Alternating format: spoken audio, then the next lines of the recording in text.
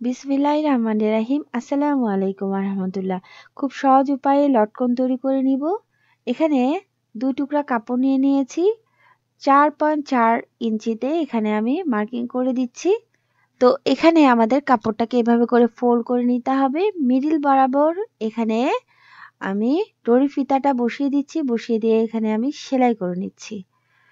তো দড়িটাকে সেলাই করে আটকে দেওয়ার পর এখানে এক সাইড থেকে এভাবে করে ফোল্ড করে দিব এবং অপোজিট সাইড থেকে এভাবে করে ফোল্ড করে দিয়ে মিডল বরাবর ফোল্ড করে দিয়ে খোলা সাইড থেকে এখানে আপনাদের সেলাই বসিয়ে দিতে হবে।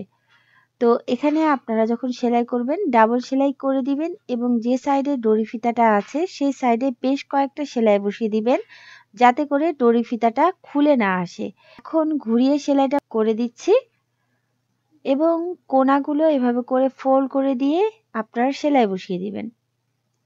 তো আলহামদুলিল্লাহ সেলাই করে নিয়েছি এবং এক্সট্রা পোর্শনগুলো কেটে নিচ্ছি। এভাবে করে কাটিং করার পর এখানে আমি সোজা সাইড করে নিচ্ছি। সো এখানে দড়িটাকে টানলে সোজা সাইড হয়ে যাবে। খুবই সহজ উপায়ে এখানে আপনারা ট্রেন্ডি লট তৈরি করে নিতে পারবেন। তো এখানে আমি সবসময়ই চেষ্টা করি আমার চ্যানেলে আপনাদের জন্য সহজভাবে উপস্থাপন করার এবং আপনারা যাতে বুঝতে পারেন। তো ভালো লাগলে চ্যানেল সাবস্ক্রাইব করে পাশেই থাকতে পারেন। আসসালামু আলাইকুম।